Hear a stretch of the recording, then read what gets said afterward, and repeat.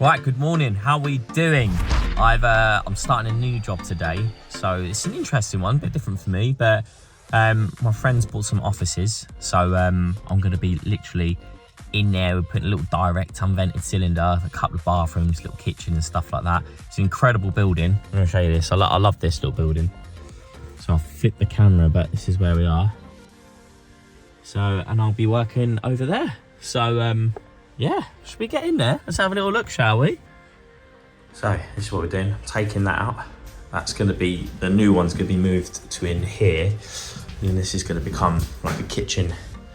Like a sort of, it's got to go around somehow.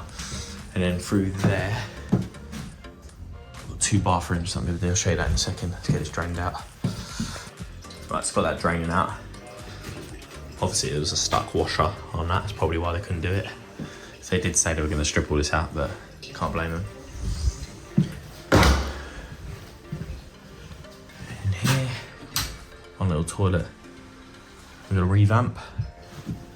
In here, another little toilet. We're going to put a shower in here though. Get the shower put in here. And then this is where the little unvented cylinder's going to go in here. So they're going to rebuild this stud wall and then have one here. So yeah, it's going to be a nice little job.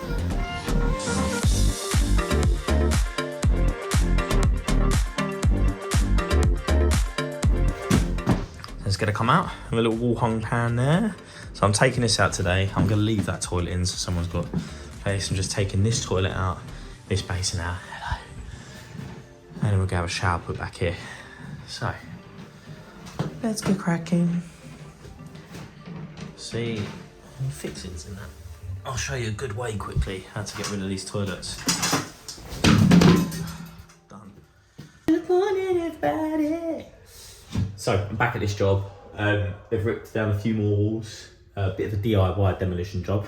It's not the full, not exactly everything I was hoping, but it will do. But enough, it's exposed enough that my plan of getting a shower waste on there and running it that way is now not going to be possible.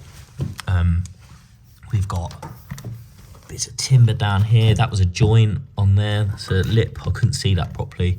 Got this steel in the way. You can see that. Big steel in the way. And then obviously, even if I was to be able to, this hasn't come out, so I can't even drill it anyway. It's like physically impossible for me to drill it. But underneath here, we've got like the brick holding all the stud work up. So it's just, there's just no way. There is no way I'm getting a waste under this one out for the shower tray. So what I'm gonna try and do, I'm gonna speak to my customer now. I'm gonna call him up and maybe just have a rejig in here. So keep the toilet where it is. Have the basin here, or vice versa. Move the toilet there, basin here, or whatever. And then have the shower over here. So this gigantic door doesn't need to open up as much as that, but have a decent sized shower out here, round. And then hopefully in there somewhere, there's a soil stack down there, and I might be able to tap it in to that if I can get a connection on. I need to expose this and see what I'm working with. See if we can do that. And then it's just a case of bringing the hot and colds around from the new boiler. So, right, better get on the blower and speak to him. Right, we have a plan made up. So, what I'm gonna do here, I'm gonna take this soil pipe out here. I'm going to reduce that down to 1.5 inches, bring that across. That's going to feed the kitchen sink waste and appliances here. That's that sorted. This wall can then be built. I'm going to have unvented cylinder on the other side here. Got this incoming main here, so I'm going to tidy all that up, bring that through, balance hot and cold back. We're going to drive that round here. And in here, sorry, sparks in here, cut the lights off. So I'm going to cut that coupling as tight as I can to here. And I'm going to put a push fit branch on here, bring that out there. We have the toilet here. This soil pipe actually has a downfall going towards it here. It's such a long run, so bringing the toilet here is going to make more sense. Then out the other side of the branch, I'm going to come across, and there's going to be a new floor standing basin there. 22mm hot and cold is going to come around here, and then I'm going to chase them in the wall here round to this side where our shower is going to go. Now, this is what I've been doing I've been cutting this open. Now I can see this. That's an actual coupling, which was annoying because I was just going to put a boss connector on there, but I've got a solution. I'm going to move the toilet from in there, temporarily plumb it in there so everyone's got a loo to use. This was good news. I thought this was a stack going right through, because if you come in here, you see they've got this boxing going all the way up. So it didn't. There was a Durgo valve in there, air admittance valve. So that means this big boxing can just come out now, which is going to look a lot better. I just spoke to them. I think they were just talking about maybe keeping a close couple toilet. Costs are running away with them. They're really worried. But I said to them, listen, like, this looks terrible. You're going to try and build little boxings that hide all the pipes and all the rest of it. Trust me, I know it's a little bit more in materials, but you'll probably save it on labour. Let's just put a wall hung frame here. We can just do one big shelf right across there, wall hung frame in there. It's going to look really nice when it's all done, and we can clear all that up. We've got a nice big shelf, cisterns all there, everything's accessible, and they're good to go with that. So got that there, can put the basin back where this is. Also, I'm going to change all this push fit plastic. I want to clear that all out. Now what I'm going to do is, once I take that boxing out the other side, I'm going to cut this below this coupling line here. So I'm going to prep that. I'm going to cut that so the soil pipe is flush with that, and the cowpine do a connector. It's like a pan connector that pushes in, and then you get a little 40mm outlet, and then that's going to be as tight to the ground here, and we can build a little plinth for the shower tray in here, and then I can come off of that and do the soil pipe for the toilet. So that is my plan. So lovely. So I'm going to get that toilet moved in here first, so everyone's got a toilet to use, and then I'm going to start prepping that frame, and I might actually start doing that tomorrow. Get that done there, get the frame all built in, and we'll be good to go. Good morning. So I shot off yesterday because obviously, as you see, all the plan had changed a little bit. I didn't have all the right materials with me, so I shot off to my merchants, tried to get everything I could. I got let down on one little fitting. So I'm not going to be able to do the toilet frame today, because I need that adapter that I was telling you about that goes in the floor. So they normally have about 10 in stock, and just didn't have any. So you can't win in these situations. So before I do anything, let's unbox this. So this is the BSA 18 LED 4000. I haven't used this yet because I have a uni light that has a radio on it, and I tend to use that all the time. But the electrician here has cut off all the lights on the job, which I said to him is fine. He asked me if that's all right, and I said yeah. I said I got lights for days. So it's quite nice getting this unboxed. Look at this. Ooh. Sorry guys, you need 2 hands.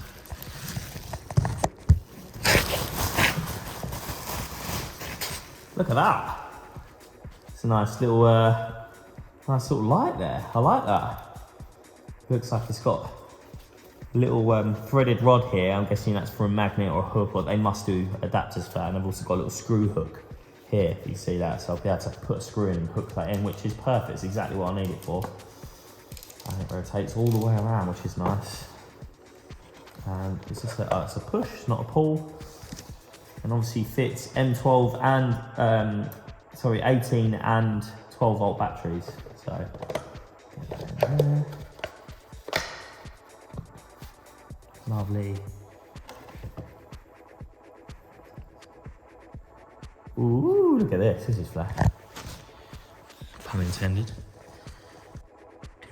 So that's minimum. It's when it flashes that. Minimum setting. Go up. Medium. Right, and then that's maximum. It's a nice little touch, isn't it? And let me guess, this is for charging your phone or something.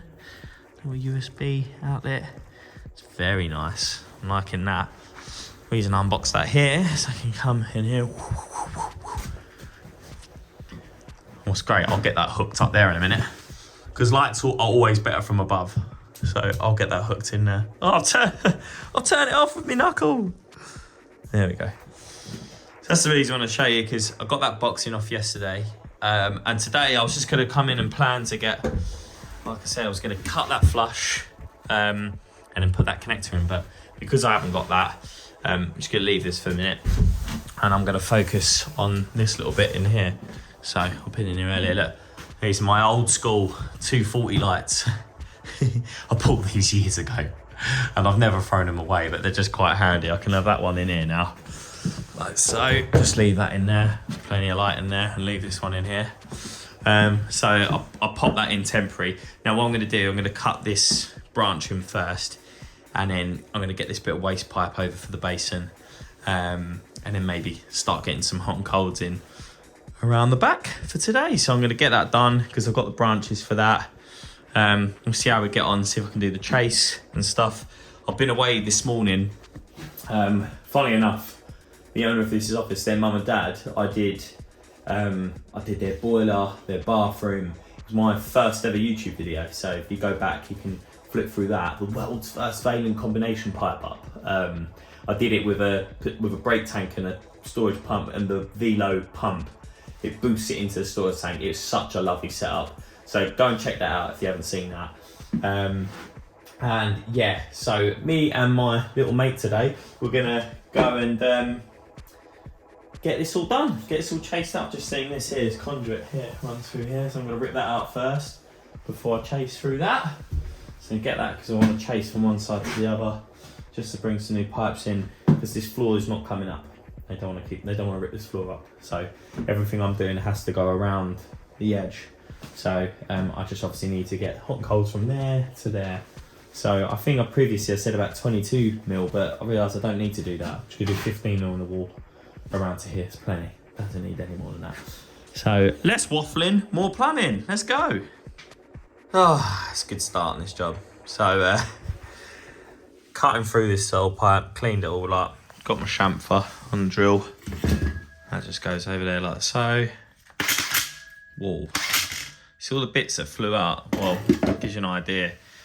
I was going like that, I was holding these cables up, and a bit of plastic flicked through, hit me in the eye. Jammed the drill, the cables fell down, and I've nicked a cable, as you can see there. Now, it is very tempting, and we all do this. You think, do I tell anyone?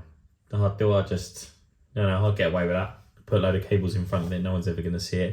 It hasn't gone through the cable, it's just taken the sheath off, but I can see the bit of cable inside just on the sheath there. And the answer is no, never ever do that. You've made a mistake, right? The worst thing you can do is try and cover it up, say it wasn't me, let someone else deal with that. I could have easily just let the electrician, they would have boarded this all up and been like, oh, do it. Like it would have been weeks and months away. You know, why ain't that cable belling through or whatever?